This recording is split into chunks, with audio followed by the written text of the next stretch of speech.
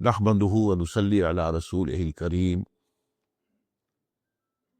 أما بعد فقد قال الله تبارك وتعالى كما ورد في سورة الأنفال أعوذ بالله من الشيطان الرجيم بسم الله الرحمن الرحيم واذكروا إذ أنتم قليلا مستضعفون في الأرض تخافون أن يتخطفكم الناس فآواكم وأيدكم بنصره ورزقكم من الطيبات لعلكم تشكرون وقال عز وجل كما ورد في سورة النحل وضرب الله مثلا قرية كانت آمنة مطمئنة يأتيها رزقها رغدا من كل مكان فكفرت بأنعم الله فأذاقها الله لباس الجوع والخوف بما كانوا يصنعون صدق الله العظيم رب اشرح لي صدري ويسر لي أمري واحلل عقدة من لساني يفقهوا قولي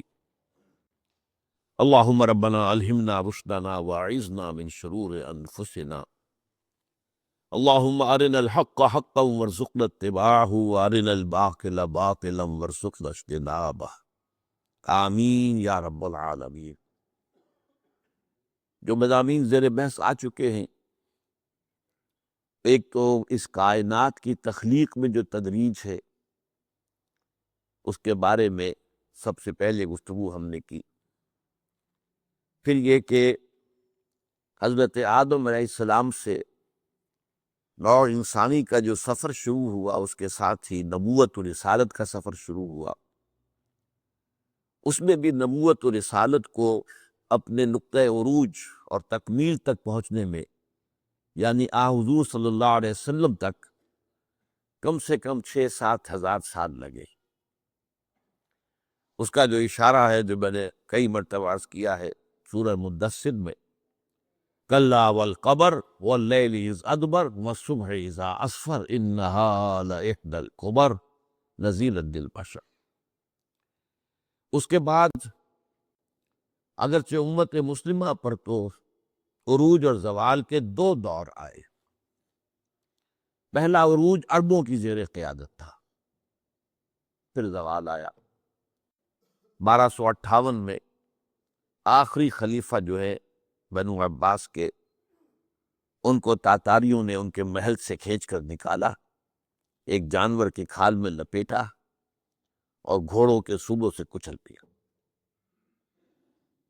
اس امت میں عربوں کے قیادت کا دور ختم۔ اس کے بعد کچھ عرصہ بہت زوال کی کیفیت رہی، پھر دوسرا عروج آیا۔ اب یہ عروج ترکوں کے تحت تھا، ترکوں کی قیادت میں 4 عظیم مملکت میں، ایک مملکت تو نہیں بن سکی، پھر وہ خلافت راشدہ والی شان تو نہیں آئی دوبارہ، لیکن ترکان تیموری ہندوستان میں، ترکان صفوی ایران میں، ترکان سلجوقی مڈل ایسٹ میں، ترکان عثمانی یہ ایشیا مائنر سے شروع ہو کر ایشیا کوچک جو ہے، اور آپ کو معلوم ہے کہ کس قدر عظمت اس سے حاصل۔ لیکن اسلام جو ہے وہ مسلسل جو ہے زوال سے دوچار رہا، یہاں تک کہ وہ وقت آ گیا کہ اب اسلام میں سے، میں آج اس حدیث کے الفاظ آپ کو سنا رہا ہوں جو لرزہ طاری کر دینے والی حدیث ہے، یوشک ان یاتی علی الناس زمان، حضور نے فرمایا اندیشہ ہے کہ لوگوں پر ایک زمانہ ایسا بھی آ جائے گا، لا یبقى من الاسلام الا اسمہ، اسلام میں سے سوائے اس کے نام کے کچھ نہیں بچے گا، ولا یبقى من القرآن الا رسمہ، قرآن میں سے بھی بس اس کی تحریر بچ جائے گی، رسم الخط بچے گا اور کچھ نہیں۔ قرآن کا نظام دنیا میں کہیں نظر نہیں آئے گا، اسلام کا نظام دنیا میں کہیں نظر نہیں آئے گا۔ تیسری بات، مساجدہم عامرۃ وہی خراب من الہدیٰ، ان کی مسجدیں آباد تو بہت ہوگی لیکن ہدایت سے خالی ہوگی، معاذ اللہ ثم معاذ اللہ ثم معاذ اللہ۔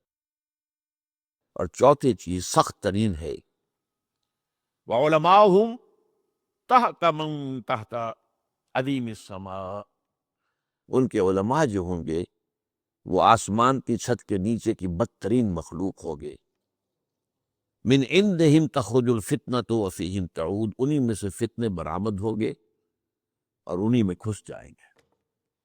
یعنی فتنہ انگیزی اور فتنہ پروری کے سوا ان کے پاس کچھ نہیں رہے. بہرحال اب ظاہر بات ہے کہ پورے لفظ بلفظ اگر ہم نہ بھی کہیں تو ان کیفیات کا ایک عکس تو ہمارے یہاں موجود ہے. اب اس حوالے سے میں نے عرض کیا تھا کہ یہاں سے دوبارہ اسلام کا عروج ہونا ہے. مسلمانوں کا تیسرا عروج آئے گا، 2 عروج پہلے آ چکے ہیں. اسلام کی نشت ثانیہ ہوگی، لیکن اس میں بھی تدریج ہوگی، جس کا ذکر سورہ انشقاق کی ان آیات میں ہے جن کا ذکر ہو چکا ہے 2 مرتبہ. فلا اقسم بالشفق، اب اسلام میں سے بس شفق کے مانند دنیا میں رہ گیا ہے اسلام کا نام اور قرآن کے رسم الخط. جیسے سورج غروب ہو جائے تو ایک سرخی سی رہ جاتی ہے اس کے افق پر. واللیل وما وسق، اور جو رات 300 برس کی بہت تاریک گزری ہے نوع انسانی پر، میں تفصیل بیان کر چکا ہوں پچھلی مرتبہ. اس میں جو کچھ اس رات کو سمیٹ لیا اپنے اندر شر، اس شر کے 2 پہلو، پورے عالم اسلام پر یورپی طاقتوں کی حکومت ہے. یہاں انگریز، وہاں فرانسیسی، یہاں ولندیزی، وہاں ڈچ، وہاں اطالوی، وہاں سپینیئرز. ایک رات تو عالم اسلام پر اس اعتبار سے تھی. اور ایک رات یہ کہ دجالیت کی 3 تہیں چڑھ گئی نوع انسانی پر. سیاست میں سیکولرزم، عوامی حاکمیت جو شرک ہے، حکم تو اللہ کے لیے، اور وطنی قومیت، زمین کی بنا پر تقسیم ہو، وطن کی بنیاد. معاشی میدان میں سود، جوا، فحاشی اور منشیات ہیں، ان کے ذریعے سے کمائی. اور سود اور جوا جو ہے وہ تو گویا کہ پورے اس معاشی نظام کے اندر تانے بانے کی طرح. سماجی سطح پر شرم، حیا، عصمت و عفت کے اخلاق ختم. اگرچہ اس معاملے میں ابھی عالم اسلام پر دجالیت کو اس اعتبار سے کوئی غلبہ پورا حاصل نہیں ہوا ہے کہ اس کے لیے جد و جہد بہت تیزی سے ہو رہی ہے. لیکن یہ ہے کہ یہ رات ختم ہونی ہے. اس کے بعد فرمایا والقمر اذا اتسق، اور چاند جب کہ وہ رفتہ رفتہ پورا ہو جاتا ہے. اب جو آئے گا اسلام، ظاہر بات ہے کہ وہ حضور کی بعثت جو تھی وہ تو خورشید کے مانند تھی. اب جو آئے گا وہ چاند کے مانند ہوگا، لیکن یہ چاند بھی رفتہ رفتہ رفتہ رفتہ والقمر اذا اتسق پورا ہوگا. اور اس کو فرما دیا آگے واضح طور پر لترکبن طبقا عن طبق، درجہ بدرجہ ہی اٹھو گے، ایک دم نہیں. وہ کام نہیں ہو سکتا کہ حضور نے 23 برس میں عظیم انقلاب برپا کر دیا، یہ حضور کا خاصہ تھا. یہ بات تو اب دوبارہ نہیں آ سکتی، لیکن ہونا ہے، لیکن درجہ بدرجہ کئی نسلوں میں ہو جائے گا. پھر پچھلی مرتبہ میں نے واضح کیا کہ اس وقت جو سول سپریم پاور آن ارتھ ہے اور اس کو جو کنٹرول کر رہے ہیں زائنسٹ، یہودی بھی اور عیسائی بھی، ان کے نقشے کیا ہیں، وہ چاہتے کیا ہیں، میں ان کو دہراؤں گا نہیں اس وقت. اور خاص طور پر افغانستان اور پاکستان کے بارے میں ان کی کیا پلاننگز ہے، یہ تفصیل سے میں بیان کر چکا ہوں. آخری بات میری کیا تھی کہ یہ تو ان کے عزائم ہیں، یہ ان کے نقشے، ہوگا کیا یہ اللہ کے علم ہے. آج کا میرا موضوع یہ ہے، خاص طور پر پاکستان کے حوالے سے. ہوگا کیا، اب سمجھ لیجئے کہ مستقبل کے بارے میں ہمارے سامنے 2 چیزیں تو وہ ہیں جو یقینی ہیں، بالکل. قیامت آنی ہے، یقینی ہے، یہ ہمارے ایمان کا حصہ ہے. یہ دنیا ہمیشہ رہنے والی نہیں ہے، یہ ختم ہوگی. یہ پہاڑ جو ہے بھربھراتے ہوئے ریت بن جائے گے، یہ پوری زمین کھینچ لی جائے گی. تمام نوع انسانی جو آدم سے لے کر آخری وقت تک پیدا ہوئی ہوگی دنیا میں زندہ کی جائے گی. یہ تو ہونا ہے، قیامت ہے. قرآن مجید میں سب سے زیادہ جس چیز کا ذکر ہے وہ قیامت ہے. اس سے پہلے ایک اور یقینی بات ہے جس کا ذکر صریحاً احادیث میں ہے، اشارتاً قرآن میں بھی ہے، لیکن اس کی بھی تفصیل میں نہیں جاؤں گا اس وقت۔ اور وہ کیا ہے کہ قیامت سے قبل پوری دنیا میں اسلام کا غلبہ ہوگا۔ یہ چاند لازماً پورا ہو جائے گا، 14ویں کے چاند کے مانند ہوگا۔ والقمر اذا اتسق لترکبن طبقا عن طبق۔ یہ درجہ بدرجہ ترقی کرتے ہوئے تجدیدی مساعی جو ہیں اسلام کی، وہ بالآخر اس مقام تک پہنچیں گی کہ پوری دنیا میں خلافت علی منہاج نبوت نظام قائم ہو جائے۔ اب ہوگا کب اور کیسے، اس کے بارے میں بات کر لیں۔ یقین کے ساتھ ہم نہیں کہہ سکتے، لیکن میرے خیال میں اینڈ ٹائمز کے بارے میں جو احادیث کے اندر جو پیشن گوئیاں آئی ہیں، اور دنیا میں آج کل کرسچین ورلڈ میں بھی اور جیوز کے ہاں بھی اینڈ ٹائمز، یہ یقین کے ساتھ کہا جا رہا ہے کہ اب ہم اس کرۂ ارضی پر جو حیات انسانی ہے اس کی آخری دور کو پہنچ گئے ہیں، اسی میں اس وقت سانس لے رہے۔ اسی لیے اینڈ ٹائمز، آخری زمانہ، یہ تقریباً مسلمان علماء اور دانشوروں کے مابین، عیسائیوں اور یہودیوں کے مابین متفق ہے۔ یہ جو اینڈ ٹائمز ہے، ان کے ضمن میں بہت سی پیشین گوئیاں ہمارے ہاں جیسا کہ میں نے کہا موجود ہے، لیکن ظاہر بات ہے کہ اس میں جو خلافت علی منہاج نبوت کا نظام آئے گا، وہ پہلے کسی ایک ملک میں قائم ہوگا۔ بیک وقت تو پوری دنیا میں نہیں ہو سکتا۔ اگر بیک وقت پوری دنیا میں ہو سکتا تو حضور کے دست مبارک سے ہو جاتا۔ جب وہ معجزہ ہو گیا کہ 23 برس میں ہو گیا، تو پوری دنیا میں بھی ہو سکتا تھا، لیکن نہیں، اس کو اللہ نے رکھا ہے مستقبل کے لیے۔ ابھی یہ چیز اللہ نے رکھی ہوئی ہے، اس کی مشیت ہے، اس کی اپنی پلاننگ ہے۔ وہ کہاں سے شروع ہوگا؟ اب یہاں سے میری بات آ رہی ہے پاکستان کے بارے میں۔ اس پاکستان کے ساتھ ہمارا جو تعلق ہے اس کو جو سمجھ لیجئے، ایک تو یہ بھی ہے کہ وطن ہے ہمارا، حب الوطن من الایمان، حضور نے بھی فرمایا ہے، وطن کی محبت بھی ایمان میں شامل ہے۔ ظاہر بات ہے اپنے اعزاء و اقارب کی محبت بھی شامل ہے ایمان میں۔ ہاں، یہ محبتیں جو ہے یہ کہیں حق اور باطل کا معیار نہ بن جائیں۔ حق کا معاملہ بالا تر رہے، اس کے نیچے نیچے محبت، اپنے رشتہ داروں سے، اپنے اقربا سے، اپنے قبیلے سے، اپنی قوم سے، اپنے ملک سے۔ حب الوطن من الایمان۔ لیکن ہم وطن پرست نہیں ہیں، وطن پرستی شرک ہے۔ اس پہلو سے اس بات میں ذرا نوٹ کر لیجئے اس بات کو۔ صورت نہ پرستم من، بت خانہ شکستم من۔ یہ ملک خاص طور پر وطنی قومیت کی نفی مطلق کے اوپر قائم ہوا۔ انڈین نیشنلزم سب کہتے تھے، بھائی ہندوستان میں رہنے والے ایک قوم ہے، بس ایک ملک ہونا چاہیے ان کا۔ بھارت کا اس کا کانگریس کا یہی موقف تھا نا، اور خود ہمارے مسلمانوں میں سے بڑے مؤثر طبقات تھے جو اسی رائے کو رکھتے تھے۔ جمعیت علماء ہند، مولانا اسامہ مدنی رحمۃ اللہ علیہ جیسی شخصیت، ابوالکلام جیسا نابغہ جینیس انسان، پنجاب میں مجلس احرار اسلام، سرحد میں خدائی خدمتگار، بڑی بڑی طاقتیں تھیں۔ لیکن یہ ہے کہ یہ ملک وجود میں آیا اللہ تعالیٰ کے خصوصی فضل و کرم سے، خصوصی فضل و کرم۔ ان کو بھی میں یہ نہیں کہتا کہ وہ بدنیت تھے، نہیں، نیت ان کی درست تھی۔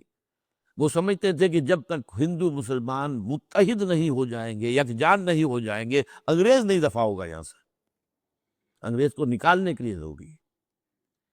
جبکہ دوسرا خیال یہ تھا کہ نہیں، اگر یہ ایک وحدت کی حیثیت سے آزاد ہو گیا تو یہاں مسلمانوں کا اور اسلام کا مستقبل جو ہے وہ بہت تاریک ہوگا۔ ہندو تلا ہوا تھا اپنی بھارت ورش کی پوتر زمین کو پاک کرنے کے، یہ نجس ہے، ملیچ، یہ مسلمان جو ملیچ ہے، یہ ناپاک ہے۔ مسلمان کا تو ہاتھ ان کو برتن کو لگ جائے تو برتن ختم ہو گیا، برشت ہو گیا، کھانا برشت ہو گیا، ہاتھ لگ گیا۔ اب آپ لوگوں کے علم میں تو نہیں ہوگا، انگریز کے زمانے میں ریلوے اسٹیشنوں پر پانی علیحدہ ہوتا تھا، مسلمان پانی، ہندو پانی، ایک انتہا پر مسلمان پانی ہوتا تھا، دوسری طرف ہندو پانی ہوتا، پانی علیحدہ تھا۔ بہرحال یہ تو علیحدہ معاملہ ہے، لیکن میری اور جو بھی صاحب ایمان اس ملک میں ہے، ان کی اصل دلچسپی پاکستان سے اس لیے ہے کہ یہاں اسلام کی توقع تھی کہ یہاں اسلام قائم ہوگا. ہمیں محبت اس اعتبار سے ہے. یہ احیاء اسلام کا یہ گویا کہ نقطۂ آغاز بنے گا. یہاں سے نظام خلافت کا جو ہے وہ آغاز ہوگا. اس بنا پر محبت، اس بنا پر اور زیادہ محبت. ٹھیک ہے، وہ محبت بھی ہے، وطن ہے، ہمارے گھر اگر ہیں تو اسی سرزمین پر ہیں، ہماری اولاد کا مستقبل ہے تو اسی سرزمین سے وابستہ ہے، اس کی نفی نہیں ہے. لیکن اصل محبت اس اعتبار سے کہ یہاں امید تھی کہ اسلام کی نشرت ثانیہ کا یہ نقطۂ آغاز بنے گا. اس کے ضمن میں علامہ اقبال کا خواب جو 1930 میں انہوں نے دیکھا تھا، تفصیل میں نہیں جاؤں گا، پاکستان کے قیام کا خواب دیکھا تھا، اور یہ کہ پھر یہاں پر ایک ایسا نظام، خلافت راشدہ کا نظام دوبارہ قائم کیا جائے جو پوری دنیا کے لیے ایک مینارہ نور بن جائے. پہلا خواب تو پورا ہو گیا تھا 17 سال کے اندر اندر. سن 30 کا خواب سن 47 میں، 1947 میں پورا ہو گیا. دوسرے خواب کی ابھی تک کوئی تعبیر نظر نہیں آ رہی، بلکہ تفصیل میں عرض کر دیتا ہوں کہ مایوسی کا غلبہ ہوتا چلا جا رہا. پھر قائد اعظم کی بے شمار تقاریر، جس کو میں نے یہ بھی کہا کہ قائد اعظم نے اسلام کی قوالی گائی ہے پورے ملک کے اندر، مشرق و مغرب و شمال و جنوب میں. ہمیں ملک اس لیے چاہیے اسلام کے اصول حریت و اخوت و مساوات کی بنیاد پر نظام قائم جو پوری دنیا کے لیے نمونہ بن جائے. لہذا توقع تھی. پھر خاص طور پر جس طریقے سے سفر کا آغاز ہو گیا تھا. اچھا، پھر اس کے علاوہ حضور کی احادیث موجود ہے. جو حضرت مہدی کا ظہور ہونا ہے عرب میں ہونا ہے، اور وہ اصل میں مجدد کامل ہوں گے. یہ تجدید کامل جو تجدید ہو رہی ہے تدریجاً، یہ ان کی ذات پر مکمل ہو. لیکن ان کی حکومت قائم کرنے کے لیے حدیث سفر میں فرمایا گیا کہ ایک مشرقی ملک سے فوجیں آئیں گی. جہاں تک میں سمجھا اس حدیث سے وہ یہ ہے کہ عرب تو کھوکھلے ہو چکے ہوں گے. عربوں کو جیسا کہ میں بتا چکا 1258 سے، یعنی یوں سمجھیے کہ 700 برس سے زائد ہو گئے ہیں، 750 برس، کہ وہ امت مسلمہ کی اب قیادت ان کے پاس نہیں ہے. لیکن بہرحال اب دولت تو ان کے پاس بے شمار ہے، اس میں کوئی شک نہیں ہے. لیکن ہم جانتے ہیں کہ وہ دولت ہی کی زیادتی کی وجہ سے اور عیاشیوں کی وجہ سے کھوکھلے ہو چکے. لہذا اگرچہ حضرت مہدی کا ظہور ہوگا عرب میں، لیکن ان کی حکومت کو قائم کرنے کے لیے فوجیں کسی مشرقی ملک سے آئیں گی. اور پاکستان مشرق میں ہے. ویسے صرف پاکستان نہیں، افغانستان بھی مشرق میں ہے، پھر بھارت پورا کا پورا مشرق میں ہے. حدیث کے الفاظ یہ ہیں: یخرج ناس من المشرق یعطئون للمہدی یعنی سلطانی. علامہ اقبال کا جو ایک ترانہ تھا، ترانہ ہندی یا ہندوستانی بچوں کا ترانہ، اس میں یہ الفاظ بھی موجود ہیں کہ میرے عرب کو آئی ٹھنڈی ہوا جہاں سے، میرا وطن وہی ہے، میرا وطن وہی ہے. اور یہ کب کہا انہوں نے؟ ابھی پاکستان کا تو کوئی وجود نہیں تھا. یہ کوئی حدیث ہے، اگرچہ مجھے اس کا متن ابھی تک مل نہیں سکا. لیکن امریکہ میں ایک مرتبہ کچھ عرب طلباء تھے دینی مزاج رکھنے والے، ان سے جب بات، ان کا ہے حدیث ہے، ہم بھی آپ کو حوالہ تو نہیں دے سکتے، حدیث ہے کہ حضور نے فرمایا کہ مجھے ہند کی طرف سے ٹھنڈی ہوا آتی ہے. میرے عرب کو آئی ٹھنڈی ہوا جہاں سے، میرا وطن وہی ہے، میرا وطن وہی ہے. پھر امت کی 400 سالہ تاریخ میں نے بہت مرتبہ چیزیں گنوائی ہیں. مجددین کا سلسلہ 1000 برس تک عالم عرب میں رہا، پھر آ گیا ہندوستان. آخر کوئی سبب ہے. خلافت کے خلاف سازشیں ہو رہی تھی، کہیں کوئی احتجاجی تحریک نہیں اٹھی، کسی کے کان پر جوں تک نہیں رینگی سوائے ہندوستان کے، اور وہاں پر عظیم تحریک اٹھی، تحریک خلافت، اتنی عظیم کہ گاندھی کو شریک ہونا پڑا اس میں. آپ اندازہ کیجئے کہاں گاندھی، خلافت سے کیا سروکار. لیکن مجھے اندازہ تھا کہ اگر اس تحریک کا میں نے ساتھ نہ دیا تو پھر مسلمانوں سے کوئی تعاون مجھے نہیں مل سکے. پھر تمام دنیا میں تحریکیں اٹھی آزادی کی، لیکن وہ لوکل نیشنلزم پر مبنی تھی. ملے نیشنلزم انڈونیشیا وغیرہ کے علاقے میں، ملائن قوم پرستی، ترک نیشنلزم مصطفیٰ کمال کا، جس نے کہ ترکی کو بہرحال بچا لیا. سلطنت عثمانیہ تو ختم ہو گئی لیکن ترکی بچ گیا. اور یورپ کے سینے پر مونگ دلنے والا شہر قسطنطنیہ اب بھی موجود ہے، وہ یورپ کے سائڈ پر ہے. ظاہر بات ہے کہ اس کا حصہ ہے، اور وہ ناسور ہے ان کے سینے میں، عیسائیوں کے سینے میں ناسور ہے. اور آتا ہے یہ جو آخری زمانے میں ملاحم جو ہوں گے، قسطنطنیہ مسلمانوں کے ہاتھوں سے نکل جائے گا. جب یہ گریٹر اسرائیل قائم ہوگا تو اس کے نتیجے میں بہت سے عرب ممالک ختم ہو جائے گا. نقشہ بن رہا ہے، اب تو دنیا میں آ رہے ہیں نقشے. ان کے جو ہے مڈل ایسٹ کا بھی نیا نقشہ بنائیں گے. پاکستان کا نیا نقشہ تو ابھی حال ہی میں اخبارات میں آیا، آئے وقت نیشن میں، اور یہ سن 6 سے بنا ہوا، آج کا نہیں ہے، یہاں کے اخبارات میں آج آیا ہے. میرے پاس تو سن 6 کا موجود ہے. بہرحال یہاں پاکستان کی تحریک چلی اسلام کے نام پر، اور کہیں نہیں. صدر ناصر نے بھی انگریز کو اٹھا کر پھینکا میڈیٹرینین میں، تو عرب نیشنلزم پر، اسلام پر نہیں. باس پارٹی عرب نیشنلزم، وہ عراق تھا، شام تھا، باس پارٹی کی حکومتیں رہی ہیں.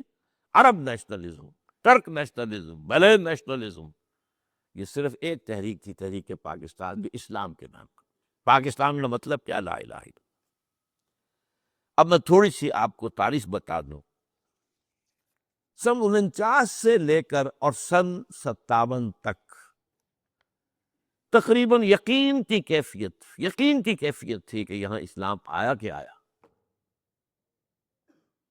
اس لیے کہ قرارداد مقاصد پاس ہو گئی. اس دور میں سیکولرزم کے خلاف بغاوت، حاکمیت اللہ کی ہے، انسانی حاکمیت کی نفی مطلق، کہ اکبر نام لیتا ہے خدا کا اس زمانے میں. پھر جب یہ کہا گیا کس کا اسلام، شیعہ کا، سنی کا، تو تمام مکاتب فقہ جو ہے ان کے ٹاپ کی قیادت نے 22 نکات دے دیے، یہ ہمارے متفق علیہ ہے، بناؤ دستور اس پر. بہت اچھا سٹارٹ تھا، تو بہت امید تھی. میں بھی ایک ادنا کارکن تھا جماعت اسلامی کا، تو خاص طور پر تحریک اسلامی جو جماعت اسلامی کا ماحول تھا، وہاں تو ایسے محسوس ہوتا تھا گویا کہ بس انقلاب آیا کہ آیا، اب اسلام یہاں آئے گا، تقریباً یقین کے درجے. چنانچہ نعیم صدیقی مرحوم جو شاعر تھے، تحریک اسلامی کے شاعر تھے، اور مولانا مودودی کے وہ اولین ساتھی تھے پنجاب میں. آپ مولانا مودودی تو حیدرآباد دکن میں تھے، وہاں علامہ اقبال نے دعوت دے کر پنجاب میں بلایا تھا کہ آپ جو ہے اس دکن کی سنگلاخ زمین کو چھوڑے، یہاں ہے سرسبز شاداب زمین، اسلام کے لیے یہ زمین سرخیز. تو بہرحال اس وقت وہ نعیم صدیقی صاحب ان سے منسلک ہوئے، جب کبھی جماعت قائم بھی نہیں ہوئی تھی. جو 1938 کی بات ہے، جماعت تو قائم ہوئی 1941 کے. اور ان کا یہ شعر تھا، اب پڑھا کرتے تھے اس کو: بول شہر نظام اسلامی، کیا تیرے سقف و بام کہتے ہیں، تیرے در پر کھڑے تیرے والی آج تجھ کو سلام کہتے ہیں. گویا کہ نظام اسلامی کے شہر کے دروازے پر ہم کھڑے تھے، دستک دے رہے تھے. بول شہر نظام اسلامی، کیا تیرے سقف و بام کہتے ہیں، تیرے در پر کھڑے تیرے والی آج تجھ کو سلام کہتے ہیں. لیکن سن 58 میں ایک دم ایسا پلٹا ہے معاملہ. 56 میں دستور اسلامی بن گیا، اور اب انتخابات ہونے والے تھے. یہ جو شیطانی عنصر ہے دنیا کا، ابلیس لعین، اور اس کے بعد یہودی، اس کے اعلی کار، اور اس کا سب سے بڑا اعلی کار امریکہ، یہ اس کے ذہن میں ہے. اوپر عزازی، ہاں کیا ہوا؟ ایوب خان کو بلایا گیا، اس کی پیٹھ تھپکی، اس نے آ کر دستوریہ بھی لپیٹ دی، دستور بھی ختم کر دیا، ماشاء اللہ نافذ کر دیا. اس کے بعد جو تاریخ رات پاکستان پر آئی، بڑی مایوسیاں، کچھ بڑی مشکل سے کچھ امید ہوتی تھی. یہ معلوم ہوتا تھا کہ سارے خواب پریشان ہو رہے ہیں. اسرائیلی قوانین آئے، سب نے کہا کہ یہ خیر اسلامی نافذ ہو رہا ہے. بھارت میں مسلمانوں نے آئلی قوانین مسلمانوں کے جو اپنے ان میں دخل دینے کی اجازت نہیں دی. آئلی قوانین کو انگریز نے نہیں چھیڑا تھا، پر ایوب خان نے چھیڑا اور بنائے رہے قائم. اس وقت کے حالات ہمارے ایسے تھے. انہی نعیم صدیقی صاحب کا شعر سنا رہا ہوں. اے آندھیو سنبھل کے چلو اس دیہات میں، امید کے چراغ جلائے ہوئے ہیں ہم، یہاں تو ہماری امید کے دیا جل رہے ہیں. آندھیو تھوڑا سنبھل کے چلو، یہ چراغ بجھ نہ جائے. بلکہ ایک نہایت تلخ شعر کہا تھا کوثر ریاضی صاحب. بعد میں تو جو بھی ان کی کا معاملہ رہا میں اس کو زیر بحث نہیں لانا چاہتا. اس وقت وہ بھی جماعت اسلامی میں تھے، وہ بڑے تیز کارکن تھے. انہوں نے تو اس قدر تلخ شعر کہا تھا کہ اسلام کو اگر تیری فضا راس نہ آئے، اے میرے وطن تجھ کو کوئی آگ لگائے. وہ جو بات میں نے کہی تھی کہ ہمیں پاکستان سے اصل محبت اس لیے ہے، ہاں وطن ہونے کی حیثیت سے بھی ہے، فطری محبت ہے. اصل جو ہے ہمارے نگاہ میں قدر و قیمت وہ تو یہ ہے کہ اسلام پہ جیسے ثانیہ لینے والا بنے گا. البتہ اس کے بعد سن 58 سے لے کر سن 85 تک کے معاملات تو یہی رہے. بہت مایوسی، بہت مایوسی، بڑھتی ہوئی مایوسی. وہ مایوسی اسی اعتبار سے تھی کہ اسلام کے آنے کی امید جو ہے مدم توڑ رہی ہے. اگرچہ اس وقت تک پاکستان کے وجود کے بارے میں کوئی مایوسی شروع نہیں ہوئی تھی، یہ ملک رہے گا ہی نہ. سن 85 میں مجھے ایک خیال آیا، اور وہ خیال کیا تھا کہ بنی اسرائیل کی تاریخ کا یہ واقعہ ہمارے سامنے ہے، قرآن مجید میں ہے، سورہ مائدہ میں. وہ جب آزاد ہوئے فرعونیوں کی غلامی سے اور مصر سے نکل کر آ گئے، اب انہیں حکم ہوا جنگ کا. جیسے حضور اور صحابہ مکے سے مدینے آئے تو پھر جنگ کا دور شروع ہوا. اب جو انہیں جنگ کا حکم دیا گیا تو پوری قوم نے کوڑا جواب دے دیا. کوئی نہیں نکلا، 2 آدمی نکلے 6 لاکھ میں سے. اس کی سزا اللہ نے یہ دی فَإِنَّهَا مُحَرَّمَةٌ عَلَيْهِمْ 40 سَنَةً يَتِيهُونَ فِي الْأَرْضِ. اگر یہ بزدلی نہ دکھاتے تو ابھی ہم انہیں فلسطین کے اندر حکومت عطا کر دیتے، ارض مقدس. اب ان کی بزدلی کی وجہ سے وہ ارض مقدس ان پر 40 برس تک حرام رہے گی، اسی صحرا میں بھٹکتے پھرے. یہ 40 برس جو ہے اس میں کیا ہوا، جو نسل ہے بدل گئی. وہ نسل جو غلامی کا داغ اٹھائے ہوئی تھی مصر کی، وہ ختم ہو گئے، مر گئے سب. 40 برس کا عرصہ ہے. حضرت موسیٰ کا بھی انتقال ہو گیا، حضرت ہارون کا بھی ہو گیا. اب ایک نئی نسل پیدا ہوئی جو صحرا میں پیدا ہوئی تھی، سختیاں جس نے جھیلی تھی صحرا کی. اور اقبال کہتا ہے کہ فطرت کے مقاصد کی کرتا ہے نگہبانی، یا بندہ صحرائی یا مرد کوہستانی. آج بھی سوات سے جو بھی تحریک چل رہی ہے نفاذ شریعت کی، وہ مرد کوہستانی ہی ہے نا. اس سے پہلے جو مولانا صوفی محمد کھڑے تھے وہ بھی کوہستانی ہے. بہرحال خود صحرا ہی سے کوئی اسلام شروع ہوا تھا. فطرت کے مقاصد کی کرتا ہے نگہبان، یا بندہ صحرائی یا مرد کوہستانی. تو مجھے امید ہوئی تھی کہ جس طرح 40 برس کے بعد وہاں انقلاب آ گیا تھا کہ نئی نسل جو پیدا ہوئی اس نے پھر جنگ کی. حضرت موسیٰ علیہ السلام کے جو خلیفہ ہوئے یوشع ابن نون علیہ السلام نبی تھے، ان کی سرکردگی میں انہوں نے جنگ کی، اور پھر ان کے نتیجے میں فلسطین میں ان کی حکومت قائم ہو گئی. تو مجھے خیال ہوا ہمیں بھی 40 برس ہو گئے ہیں آزاد ہوئے، اور ہم بھٹک رہے، یہ صحرائی میں بھٹک رہے. ہمارا اسلام کی طرف کوئی پیش قدمی کا معاملہ فیصلہ کن نہیں ہو رہا، بلکہ مایوسی ہوتی. لیکن کیا ہے، جب کہ اب نئی نسل اٹھ کر آ گئی ہے تو شاید کہ حالات ہمارے بھی بدل جائیں جیسے کہ بنی اسرائیل کی بدل گئے تھے. معلوم ہوا کہ نہیں، کوئی امید نہیں ہوئی. اس نئی نسل سے بھی کوئی توقع نہیں ہوئی. اس نئی نسل میں بھی مغرب، ہاں ٹھیک ہے، بہت سی تعداد کے اندر مذہبی لوگ بھی ان میں سے ہیں اب نئی نسل میں سے، لیکن ان کا تصور بھی مذہب کا ہے. دین کا انقلابی تصور موجود نہیں. دین کو قائم کرنے کی جو وہ سامنے نہیں. بہرحال اس کے دوران میں بھی یہ ہوتا رہا کہ کچھ بین الخوف والرجا جو آتا ہے حدیث میں، کہ خوف اور رجا کے درمیان ایک بندہ مومن کا مقام رہتا ہے.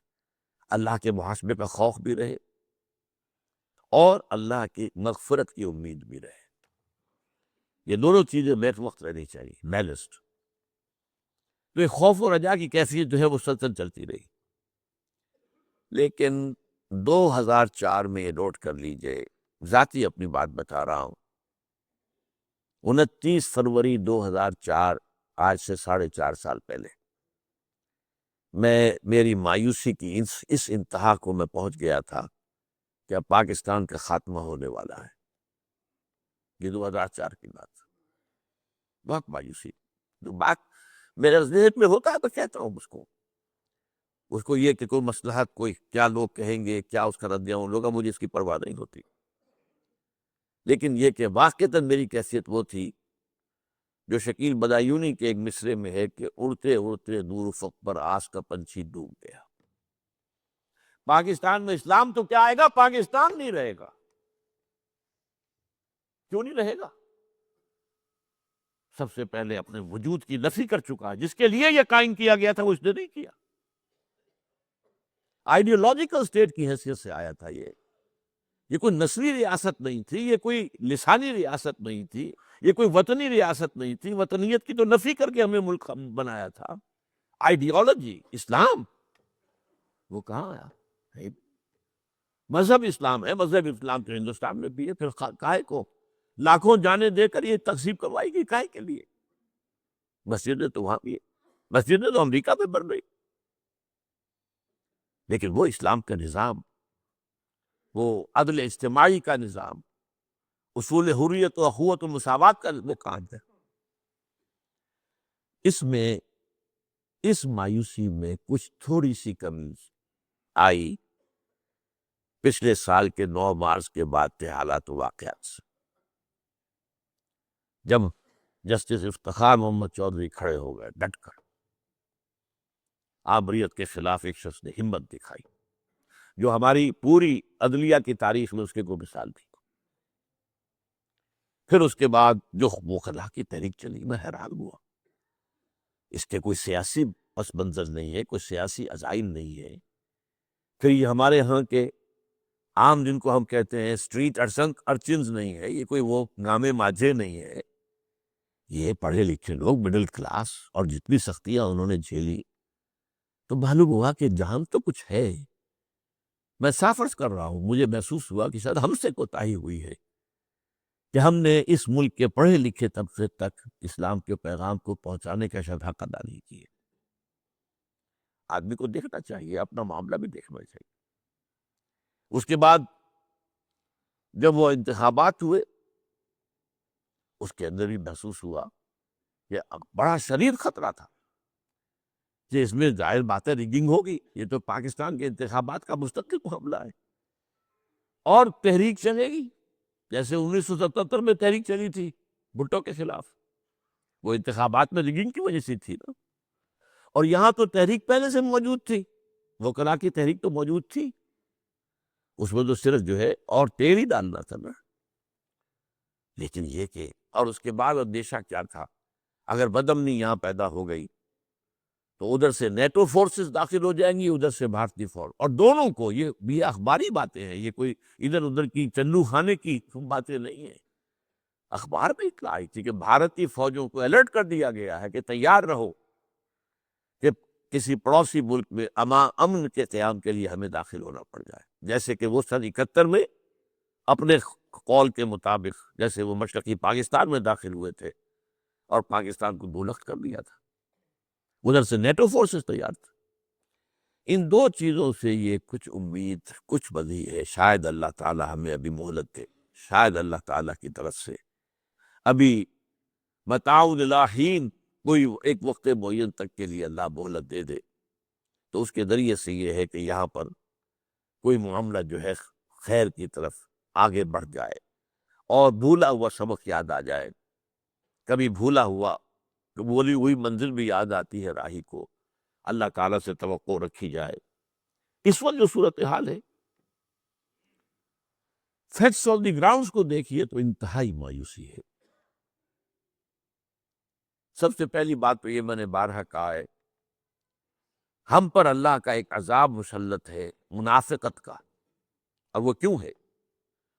سورہ توبہ میں فرمایا گیا ہے کہ منافقین مدینہ میں ایک خاص قسم ایسے لوگوں کی ہے جنہوں نے اللہ سے وعدہ کیا اے اللہ ہمیں تو دولت دے دے، ہمیں غنی کر دے، ہم تیری راہ میں صدقہ کریں گے، خیرات کریں گے، نیک ہو جائیں گے۔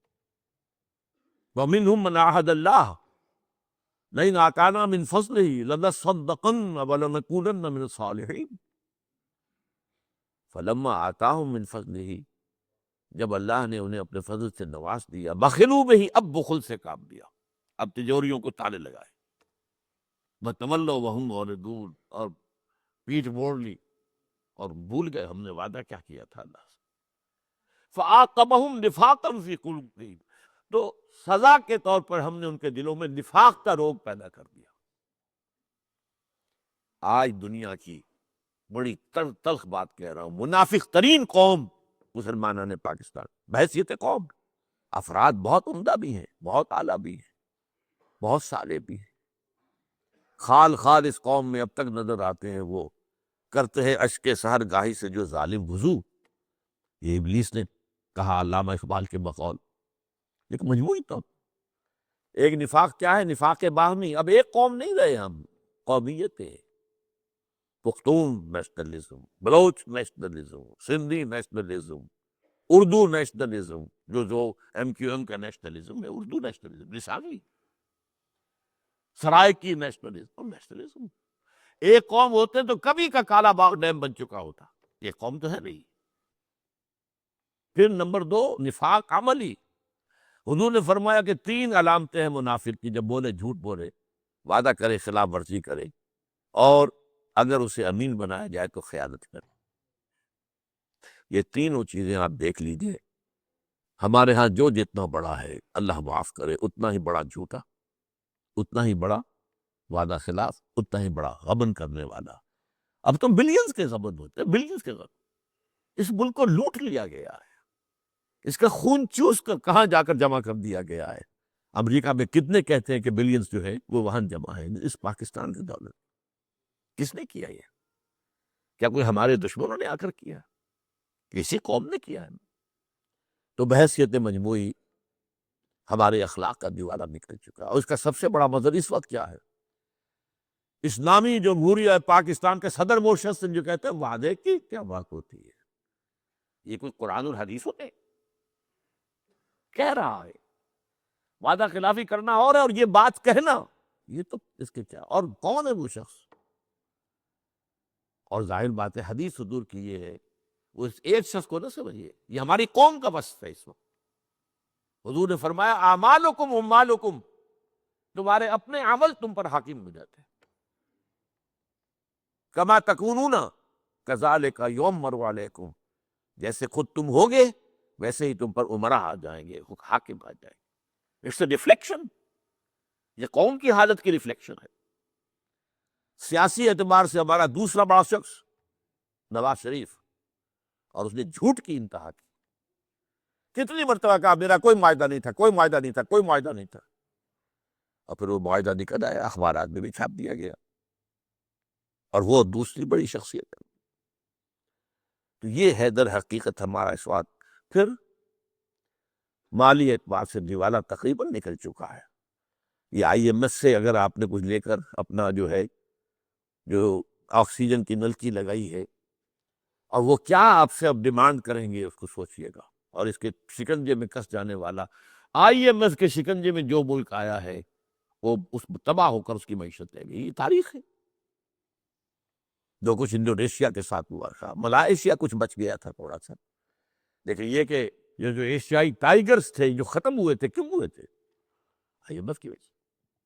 تو ہم نے بھی ایک وقت آیا تھا کہ بڑا ہم نے کہا تھا خوشی کے ساتھ، ہم نے اپنا جو ہے وہ آئی ایف سے اپنی آزادی حاصل کر لی، اب دوبارہ ہم پہنچ گئے اور بھیک مانگنے کے لیے۔ فرینڈز آف پاکستان بڑے جو ہیں اس کے پیمپرنگ بھی کی گئی ہے، پوری دنیا میں ایک پیسہ بھی کچھ دینے کو تیار نہیں کو، سب نے ہمیں ہانک کر جاؤ آئیے میں کدھر بناؤ۔ بہرحال یہ حالات ایسے ہیں کہ جس میں صورتحال بہت ہی مخدوش ہے، یہ ہے گراؤنڈز پر جو کچھ معاملہ ہے۔ اس کے لیے میں نے جو آج آیت آپ کو سنائی ہے سورہ نحل کی آیت ہے، یہ 112 نمبر، بلکہ اس سے پہلے سورہ انفال کی آیت بھی پاکستان کا جینیسس وجود میں آنا اس آیت کی روشنی میں سمجھیے۔ ہندوستان میں ہم اقلیت میں تھے، ڈر رہے تھے، اس وقت بھی ہندو نے ہمیں دبایا ہوا تھا معاشی اعتبار سے، ہر اعتبار سے، اور خطرہ یہ تھا کہ اگر یہ وحدت کی حیثیت سے یہ ملک آزاد ہو گیا تب تو انہیں ختم ہی کر دیں گے۔ دیکھیے اس کا نقشہ، وَاذْكُرُوا إِذْ أَنْتُمْ قَلِيلًا، یاد کرو جب تم اقلیت میں تھے، مستضعفون، جبکہ دشمنوں نے تمہیں دبایا ہوا تھا، تخافون یتخطفکم الناس، تمہیں اندیشہ تھا کہ لوگ تمہیں اچک کر لے جائیں گے۔ یہ ہے پورا پس منظر تحریک پاکستان کا۔ لیکن فآواکم، اللہ نے تمہیں پناہ دی، وَأَيَّدَكُم بِنَصْرِهِ، اور تمہاری مدد کی، تمہاری تائید کی اپنی نصرت سے، معجزے کے طور پر پاکستان عطا کیا۔ اور میں نے ثابت کیا اپنی اس کتاب میں استحکام پاکستان میں کہ یہ معجزہ تھا، کسی حساب سے بھی، کسی حساب کتاب میں آنے والی بات نہیں۔ بَرَزَقَكُم مِّنَ الطَّيِّبَاتِ لَعَلَّكُمْ تَشْكُرُونَ، اور ہم نے طیبات پاکیزہ چیزوں سے تمہیں روزی عطا کی تاکہ تم شکر کرو۔ یہ تو ہے پاکستان کا آغاز، اور اب کی حالت کیا ہے؟ اس لیے قرآن مجید میں ذکر موجود ہے، ایک حدیث میں موجود ہے، فیہ خبر ما قبلکم ونبأ ما بعدکم، اس قرآن میں تم سے پہلے کے لوگوں کی خبریں بھی ہیں، تمہارے بعد آنے والوں کے حالات بھی ہیں۔ یہ قرآن مجید معجزہ ہے۔ آج کی حالت کا نقشہ کیا ہے؟ ضرب اللہ مثلا قریۃ، اللہ تعالیٰ نے ایک آبادی کی مثال بیان کی ہے، کانت آمنۃ مطمئنۃ، وہ امن میں بھی تھی، مطمئن بھی تھی، یاتیہا رزقہا من کل رغدا من کل مکان، اس کا رزق جو ہے ہر طرف سے اسے پہنچ رہا تھا، فکفرت بانعم اللہ، اس بستی نے اللہ کی نعمتوں کا کفران کیا۔ وہ تو تھا لعلکم تشکرون، تاکہ تم شکر کرو، ہم نے تمہیں آزادی دی، ملک دیا، اس کا شکرانہ ادا کرو کہ وہاں پر ہمارا دین قائم کرو۔ ہم نے کیا کیا؟ اگر ہم شکر کرتے، لئن شکرتم لازیدنکم، اگر تم شکر کرو گے تو اور دوں گا، اور نعمتیں ہوں گی۔ جیسے فرمایا وَلَوْ أَنَّ أَهْلَ الْكِتَابِ أَقَامُوا التَّوْرَاةَ وَالْإِنْجِيلَ وَمَا أُنزِلَ إِلَيْهِمْ مِنْ رَبِّهِمْ لَأَكَلُوا مِنْ فَوْقِهِمْ وَمِنْ تَحْتِ أَرْجُلِهِمْ، اگر اہل کتاب نے انجیل اور تورات کو قائم کیا ہوتا تو ہماری نعمتیں اوپر سے بھی برستی اور زمین کے اندر سے بھی نکلتی۔ لیکن جب ہم نے ناشکری کی، اللہ کے دین سے ہم نے غداری کی، بغاوت کی، وعدہ خلافی کی، فَأَذَاقَهَا اللَّهُ لباس الجوع والخوف بما كانوا يصنعون، تو اللہ نے انہیں دو لباس پہنا دیے، ایک بھوک کا لباس، ایک خوف کا لباس۔ آج خوف کا عالم کیا ہے؟ کتنے کالم جو آپ پڑھتے ہیں جس کے اندر نقشہ کھینچا جا رہا ہے کہ پاکستان کا مستقبل بہت مخدوش ہے۔ میں پہلے بیان کر چکا، پوری دنیا میں جو کچھ پلان ہو رہے ہیں جو وہ چاہتے ہیں، اس میں تو وہ کہتے ہیں کہ 2020 میں تو پاکستان کے نام سے کوئی ملک کی دنیا میں نہیں ہوگا۔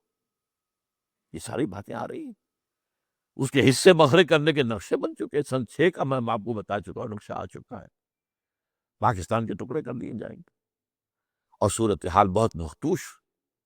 یہ حالات ہمارے کیوں ہو گئے؟ ہم نے اللہ سے وعدہ خلافی کی ہے، اور اس میں اگر کوئی امکان ہے تبدیلی کا تو وہ کس طرح ہے؟ تو اللہ تعالیٰ ہمیں توبہ کی توفیق عطا فرمائے، اور ہم میں سے ہر شخص کو یہ توفیق دے کہ کمر کس لے اور طے کر لے کہ ان صلاتی و نسکی و محیای و مماتی للہ رب العالمین، میرا جینا اور مرنا جو ہے اب اللہ کے لیے، اللہ کے دین کے لیے۔ آمین یا رب العالمین۔